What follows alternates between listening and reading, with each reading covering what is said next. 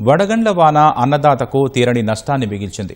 రాష్ట్రంలోని పలు జిల్లాల్లో కురిసిన రాళ్ల వానతో చేతికొచ్చిన పంట నేలపాలైంది. ఆరుగాలం కష్టపడి పండించిన పంట గంటలో ఆగమైంది. చెడగొట్టు వానలకు లక్షల రూపాయల పెట్టుబడి వర్షార్పణమైందని రైతులు వాపోతున్నారు. నిజామాబాద్ జిల్లాలో రాత్రి కురిసిన రాళ్ల వాన రైతు నోటికాడ ముద్దను లాక్కెళ్లిపోయింది. 2 గంటల పాటు కురిసిన వర్షానికి కోతకు సిద్ధమైన 100 ఎకరాల వరి పంట నేల కొరిగింది.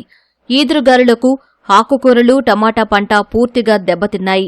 డిచ్పల్లి మండలంలోని సుద్దపల్లి, సాంపల్లి, దేవ్నగర్ క్యాంపులో గాలివాన బేభత్సం సృష్టించింది. చేతికొచ్చిన పంట నేలపాలుతో రైతులు కన్నీటి పర్యంతమవుతున్నారు. అప్పులు తెచ్చి మరీ పంటను సంరక్షించుకుంటే ఇప్పుడు పెట్టుబడి కూడా రాలేని పరిస్థితి ఉందంటూ వాపోతున్నారు. అకాల వర్షాలకు రాళ్ల వర్షం పడి ఎట్టుపోయేటట్టు మొత్తం పొలమంతా చాలా మొత్తం రాలింది. గవర్నమెంట్ వారు మా ఈ పరిస్థితిని చూసి ఇప్పుడు నేనే ఒక రైతును కాదు, నాలాంటి రైతులు ఎంతోమంది ఉన్నారు, అందరికీ సాయం చేయాలని మనవి చేస్తున్నాను గవర్నమెంట్కు.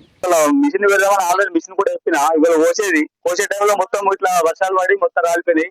ఇప్పటికీ 3 సార్లు స్ప్రే చేసినాము. లాగోలు పెట్టుబడి అంటే ఎకరాన 30-35 వేల కాడికి అయినాయి. దయచేసి గవర్నమెంట్ 50-60 వేల కాడికి ఇచ్చి మమ్మల్ని ఆడుకోవాలని కోరుతున్నాము. ఎందుకంటే కౌలు కట్టాలా, ఇప్పుడు మిషన్ పోతామన్నా మిషన్ పైసలు వెళ్ళే ఇలా. ఎందుకంటే రైతే రాదు, రైతు ఇప్పుడు ఎవరు ఆడుకోలేదు, నీకు ఇన్సూరెన్స్ లేదు, బీమా లేదు, ఏది లేదు. దాదాపు 10 ఎకరాలు నాటినా అన్న, 10 ఎకరాలు ఒకటే రోజు నాశనం అయిపోయింది. ఎంతో బాగా అనిపిస్తుంది అన్న. ఈ రోజు నిన్న చూస్తే పంట కలకలలాడుతూ కనిపించింది. ఈ రోజు చూస్తే పంట మొత్తం ఏ విధంగా కనిపిస్తుంది, మొత్తం గంగలో పోయింది. దాదాపు 8-9 లక్షల రూపాయలు నేను లాస్ రావడం జరిగింది. 30 ఏళ్ళ నుంచి మేము ఎప్పుడు కూడా చూడలేదు. మా తాతలు, మా అమ్మ నాన్నలు కూడా ఎంత దుఃఖంలో అంటే ఇంట్లో నిజంగా మేము ఇన్నేళ్ల నుంచి మేము ఎప్పుడు కూడా ఈ పంటను ఇట్లా చూడలేము. మాకు రాలేదు ఎప్పుడు కూడా ఇట్లా. ఇప్పుడు వచ్చింది నేలకు, అంటే చేతికి వచ్చిన పంట ఇట్లా గొంతు చూసినట్టు అయింది మాకు. ఇప్పుడు ఇలా చూసుకున్నట్లయితే చాలా బాధలు ఉన్నాం మేమందరం కూడా. సుమారు 450-500 ఎకరాల సుద్దపల్లి గ్రామంలో మొత్తం పంట నేల కొరిగింది. సాలూర మండలంలోని హున్స, మందర్న గ్రామాలలో రాత్రి కురిసిన వడగండ్ల వర్షానికి మామిడికాయలు నేలరాలాయి.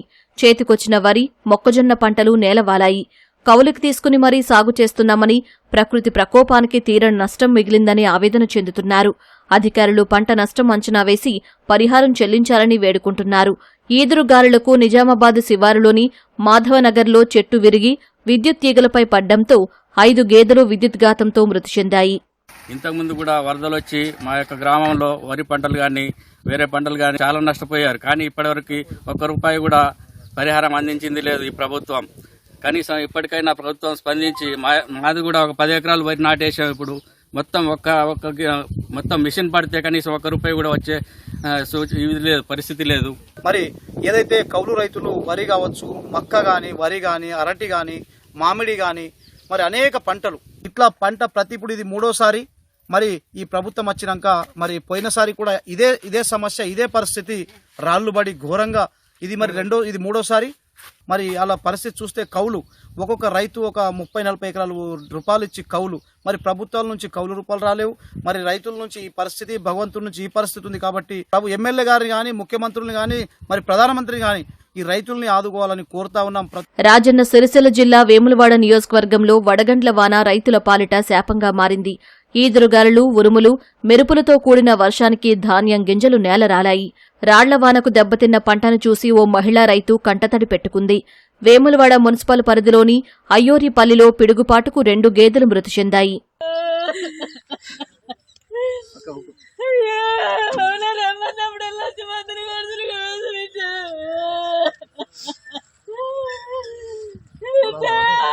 నష్టపోయిన ప్రతి రైతుని ప్రభుత్వం ఆదుకోవాలని అన్నదాత కోరుతున్నారు.